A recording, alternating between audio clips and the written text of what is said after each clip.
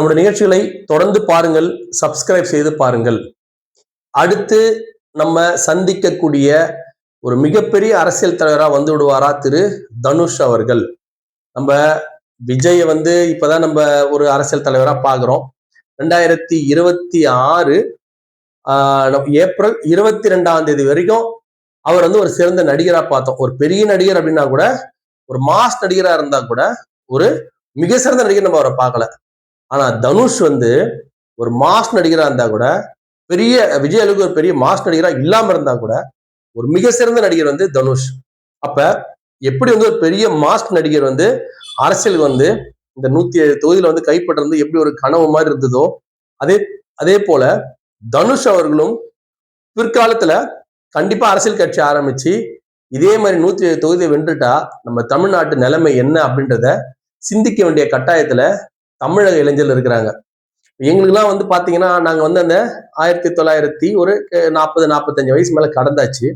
எங்களுக்கு வந்து இருக்கக்கூடிய வருங்கால இளைஞர்கள், வருங்கால குழந்தைகளுக்கு வந்து இந்த நாடு எப்படி இருக்குன்றது நமக்கு கிளியரா தெரியுது. இதுக்கு மேல வந்து ஏன்னா அவங்கதான் இந்த மாதிரி ஒரு ஆட்சியை வந்து உருவாக்குனது அவங்கதான். எங்களுடைய காலகட்டங்கள்லயும் வந்து நடிகர்கள்லாம் வந்திருக்கிறாங்க. நடிகர்கள் வராத அரசியல் என்னைக்குமே கிடையாது. நடிகர்கள் தொடர்ந்து வந்துட்டே தான் இருந்தாங்க. ஆனா நடிகர்களை வந்து நம்ம கண்டிப்பா வந்து அப்ரிஷியேட் பண்ணணும். நல்ல நடிகர்களை வந்து நம்ம பாராட்டணும், உயர்த்தணும். எந்த நடிகன்ல யாரா இருந்தாலுமே வந்து மக்களும் நல்லது செய்ய வரும்போது அதை நம்ம வரவேற்கணும். அவங்க மக்கள் நல்ல செய்யணும் உள்ள வராங்க. ஆனா உள்ள வந்து அப்புறம் மக்கள் நல்ல செய்வாங்கன்றது அடுத்த ஒரு கேள்விக்குறி. அது அவங்க சுயலாபத்து இல்லாம வேற மக்கள் நல்ல செய்யறதுக்காக யாருமே வர்றது கிடையாது. இருந்தாலும் தன்னுடைய சுயலாபத்தை குறைவாகவும் மக்கள் அதிகமாக கொண்டவர்கள் வந்து நிச்சயமா வந்து மக்களால வரவேற்கப்படுவார்கள். எங்களுடைய காலகட்டங்கள்ல பாத்தீங்க அப்படின்னா எங்களுக்கு முந்தின காலகட்டத்திலேயே வந்து பாத்தீங்கன்னா அண்ணா, கலைஞர், அப்புறம் வந்து திரு எம்ஜிஆர் இந்த மாதிரி ஒரு காலகட்டம், காமராஜர் இந்த மாதிரி ஒரு காலகட்டம். இது வந்து பாத்தீங்கன்னா எம்ஜிஆருக்கு முன் ஒரு காலகட்டம், திரு எம்ஜிஆருக்கு பின்னாடி ஒரு காலகட்டம். அந்த எம்ஜிஆருக்கு பின்னால் இந்த காலகட்டம்ல பாத்தீங்கன்னா எம்ஜிஆர் அப்படின்றவர் வந்து நீங்க நினைக்கிற மாதிரி ஒரு நடிகர் கிடையாது. அதை வந்து நான் திரும்ப திரும்ப 100,000 தடவை சொல்லியிருக்கிறேன். அவர் வந்து ஒரு வாழ்ந்த கடவுள், வாழும் கடவுள் நான் சொல்லியிருக்கிறேன். காரணம் என்னன்னா அவர் வந்து அவரை பத்தி ஒரு சின்ன சின்ன நடிகரை பத்தி பேசும்போது சின்ன சின்ன உதாரணங்கள் வந்து நம்ம வந்து சொல்வது வந்து ரொம்ப ரொம்ப முக்கியம். அதாவது நன்றி அப்படின்றதுக்கு ஒரு சின்ன உதாரணம் சொல்றேன். நம்முடைய புரட்சி தலைவர் எம்ஜிஆர் வந்து என்ன பண்றாரு, ஒரு முறை வந்து ஷூட்டிங்காக போறாரு. ஷூட்டிங்காக போகும்போது பாத்தீங்கன்னா அவருக்கு அன்னைக்கு ஷூட் கிடைக்கல. அப்ப தேவர் பிலிம்ஸ் அவருடைய அவர் நண்பர் இருக்கார் இல்லையா, அவர் என்ன பண்றாரு, அவர் வந்து எப்பயுமே பாக்கெட்ல வந்து அரிசி வந்து வச்சு அரிசி சாப்பிட்ற பழக்கம் வந்து தேவருக்கு உண்டு. அவர் என்ன பண்றாரு, அப்பெல்லாம் போடுற மாதிரி அந்த ஜோன் அந்த போட்டிருப்பாங்க, பெரிய ட்ரௌசர் போட்டுட்டு 2 ட்ரௌசர் ஃபுல்லா நல்லா ஒரு படி அரிசியை வந்து போட்டுட்டு போறவெல்லாம் அரிசி சாப்பிட்டே போற பழக்கம் கொண்டவர். நேரம் அவர் போகும்போது அங்க என்ன ஆகுது, அங்க நம்முடைய புரட்சி தலைவர் அவரோட அம்மா வந்து சத்யா அம்மாவுக்கு வந்து அந்த இடத்துல வந்து சாப்பாடு எல்லாம் வெளில நின்று இருக்கிறாங்க. அப்ப தேவர் அவங்களை பார்த்து என்னம்மா என்ன சாப்பாடு செய்யலையா, ராமச்சந்திரன் வந்து ஷூட்டிங் முடிச்சுட்டு வந்தாலும் சாப்பாடு சாப்பிடணுமா செய்யலையம்மான்னு கேட்கும்போது, இல்லப்பா ராமச்சந்திரன் வந்துதான் அரிசி கொடுத்தானாதான் நம்ம வந்து போட்டு சமைக்க முடியும் அப்படின்னு சொல்லி அவங்க அம்மா சொல்றாங்க. அந்த நேரத்துல அவர் என்ன பண்றாரு, அம்மா அவர் வரதுக்கு முன்ன பின்னாலும் ஷூட்டிங் இருக்குமோ இருக்காதோ, நீங்க எதுக்கு மாதிரி சாப்பிடாம இருக்கீங்க அப்படின்னு சொல்லிட்டு அந்த பாக்கெட்ல இருந்த அவ்வளவு அரிசி வச்சுட்டு இருப்பாரு அவர் சாப்பிட்றதுக்கு. அந்த அரிசியெல்லாம் எடுத்து 2 கையிலையும் எடுத்து அம்மாவுக்கு கொடுத்து சமைச்சு அவங்கள சாப்பிட வச்சுட்டு ராமச்சந்திரன் புரட்சி தலைவர் எம்ஜிஆர் வந்ததுக்கு அப்புறமா உள்ள வராரு. வரும்போது என்னம்மா சமையல்லாம் செஞ்சுட்டீங்க, எப்படிம்மா காசுக்கும் போது அவங்க சொல்றாங்க, இந்த மாதிரி நின்று இருந்தோம்பா, தேவர் வந்தாரு வந்து இந்த மாதிரி பண்ணாருப்பா அப்படின்னு சொல்லி சொன்னது தன் தாய்க்கு வந்து தேவர் அந்த சாப்பாடு போட நினைவு கூர்ந்து புரட்சித்தலைவர் எம்ஜிஆர் தேவருடைய கடைசி காலம் வரைக்கும் அவரை கஷ்டப்படாம வச்சிருந்தவர் வந்து புரட்சித்தலைவர் எம்ஜிஆர். எத்தனை படங்கள் அள்ளி கொடுத்தவர் அப்படின்றது ஒரு வரலாறு. இதை போல வந்து தன் அம்மாக்காக செஞ்சதுக்காக இவ்வளவு பண்ணார் அப்படின்னா, நாட்டுக்காக வந்து செஞ்சவங்க எத்தனையோ பேர் என்னென்னமோ செஞ்சார். பெரிய பெரிய கதைகள் உண்டு அவர் பேர்ல. அவர் வந்து பணத்தையோ இல்ல மத்ததையோ வந்து ஒரு பொருட்டாவோட நினைச்சது கிடையாது. ஒரு சில பேர் நீங்க இன்னொரு உதாரணம் சொல்றேன். இப்ப தீபாவளி, பொங்கல், புது வருஷம் அப்படிலாம் வந்து பாத்தீங்கன்னா பெரிய பெரிய தலைவர்கள் வந்து பார்க்க போவாங்க, நடிகர்களை பார்க்க போவாங்க, தலைவர்லாம் பார்க்க போவாங்க.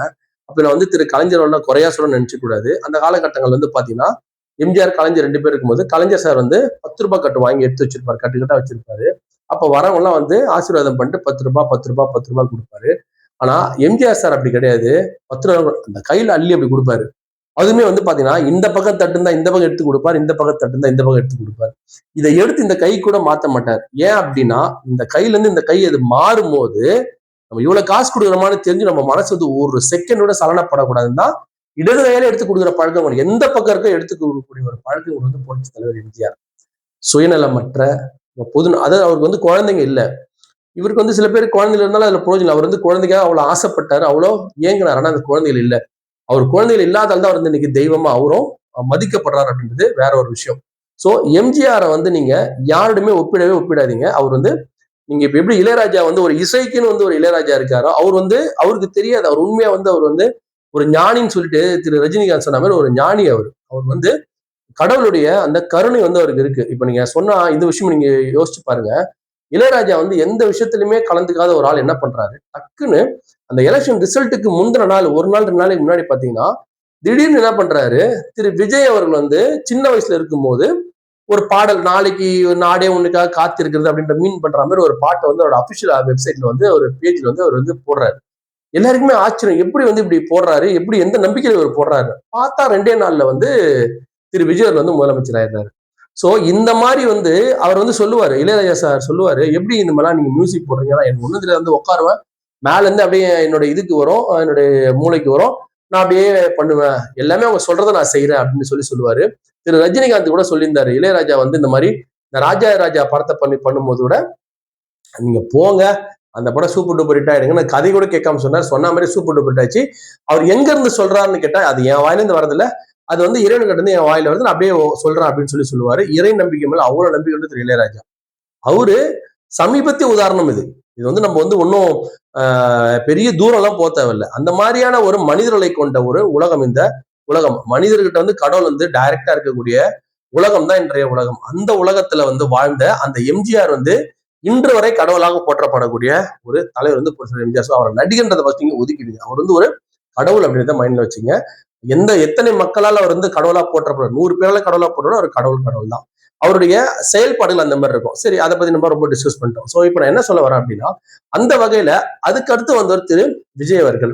திரு விஜய் அவர்களுக்கு வந்து இந்த மாதிரியான வரலாறு என்ன இருக்கு அப்படின்றத நம்ம தேடி தேடி பார்க்கணும். அது இன்னைக்கு வரைக்கும் வந்து என் கண்ணுக்கு படல.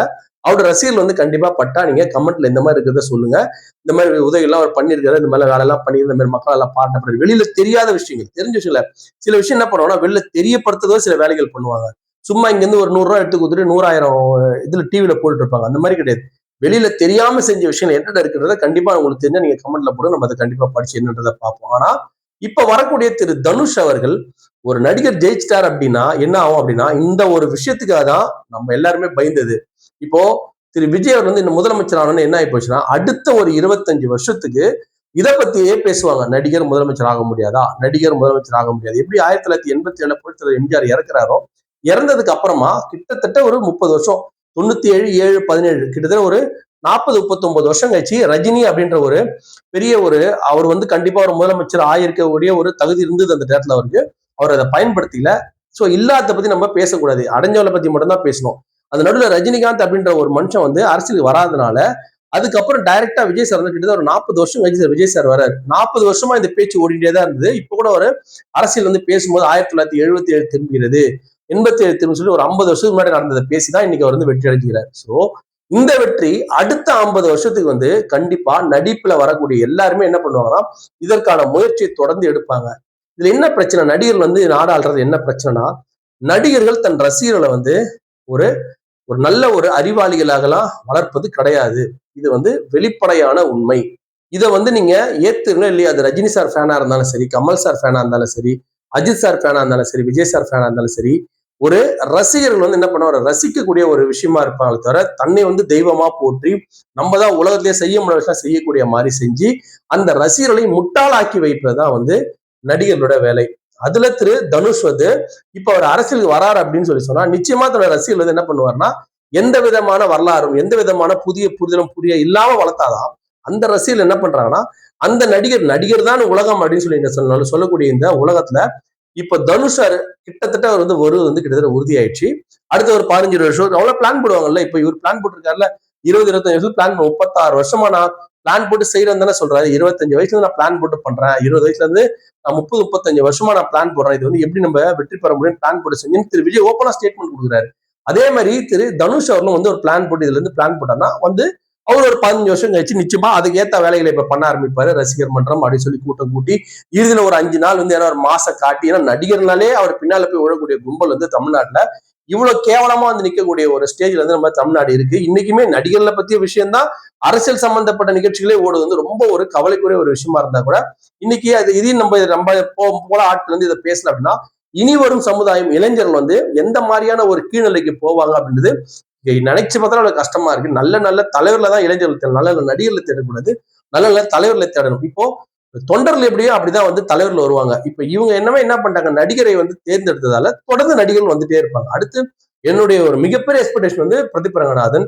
பிரதீப் ரங்கநாதன் வந்து கிட்டத்தட்ட ஒரு 30 வருஷம் கழிச்சு அவரு ஒரு மிகப்பெரிய இப்ப ஒரு 25-30 வயசு இருக்கலாம், ஒரு இன்னும் 20 வருஷம் 25 வருஷம் தான், அதுக்குள்ளேயே வந்து பெரிய மாஸ் ஆயிடுவார். இப்ப அவருடைய இப்ப நீங்க வந்து விஜய் சாருடைய ஒரு படங்களோ இல்ல ஒரு அஜித் சாருடைய படங்களோ ஒரு ரஜினி சார் படங்களுக்கு உள்ள என்ன வரவேற்பு இருக்கோ அந்த வரவேற்பு சிவகார்த்திகனுக்கு இருந்தது ஒரு 5 வருஷம் 6 வருஷத்துக்கு முன்னாடி.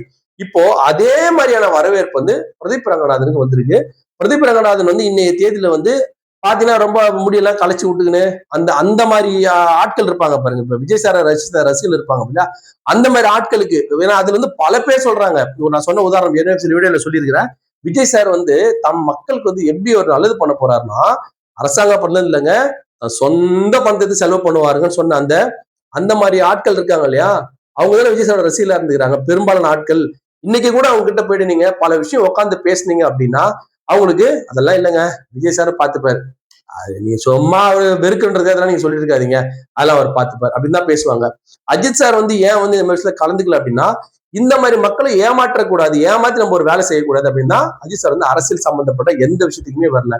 ஆனா திரு விஜய் சார் வந்து கடைசி வரைக்கும் ஒரு ரசிகர்கள் வந்து லைட் ஆஃப் பண்ணி ஆன் பண்றது, பஸ் மேல நின்று பண்றது, வைப் பண்றது, இந்த மாதிரி பண்ணி இந்த ரசிகர்கள் அப்படியே தான் வச்சிட்டு இருக்காரு. இப்போ கூட ரீல்ஸ் போட்டு அவர் இப்ப எத்தனையோ விஷயங்கள் இருக்குங்க, அதெல்லாம் எத்தனை யூஜிசில இருந்து எத்தனை விஷயங்கள் ஒரு மத்திய அரசாங்கத்தோட ஒரு தவறான ஒரு அணுகுமுறை. இப்ப கூட ஒரு சூயஸ் திட்டம்னு சொல்லி சேலத்துல ஒரு குடிநீர் திட்டம், அதெல்லாம் என்னன்னு கூட தெரிஞ்சுக்காத இந்த மக்களை வந்து வச்சுக்கிட்டு கரூர்ல போறேன் வைப் பண்றேன். இப்ப நாளைக்கு போய் என்ன பண்ணுவாரு, திமுக நல்லா ஏத்துக்கிட்டு பேசி நல்ல ஒரு மாசா போட்டு இப்படி பண்றது அப்படி பண்றது சொல்லிட்டு அவரு அதுலயே வச்சுட்டு இருக்காரு. எத்தனை காலம் அது வெற்றி பெற போகுதுன்னு தெரியல. அதை விட்டுட்டு அந்த அந்த ரசிகர்களை வெளில வர வைக்காம அப்படியே மெயின்டைன் அவருடைய ஒரு பலம். அதே போல திரு தனுஷ், இதுக்கப்புறம் வரக்கூடிய திரு சிவகார்த்திகேயன் மற்றும் திரு பிரதீப் ரங்கநாதன், இப்ப நம்ம 4 பேர் கண்ணுக்கு தெரியுது, இன்னும் எத்தனை பேர் வருவாங்கன்னு தெரியாது. சிம்பு கூட வருவாரா நம்மளுக்கு தெரியல. ஏன்னா இவங்க எல்லாம் வந்தா கூட இவங்க தோத்துருவாங்கன்னு சொல்லக்கூடிய தைரியம் இன்னைக்கு இருக்கக்கூடிய தமிழக மக்கள்கிட்ட வந்து நிச்சயமா கிடையாது. ஏன்னா அவங்க என்ன வைப் பண்ணுவாங்க, அவங்க எப்படி வந்து மக்களை போய் சென்றடைவாங்க அப்படின்றது நம்ம ஃபியூச்சர்ல தான் பார்க்கணும். பட் இன்னைக்கு வந்து தனுஷ் வந்து அரசியலுக்கு வருவது வந்து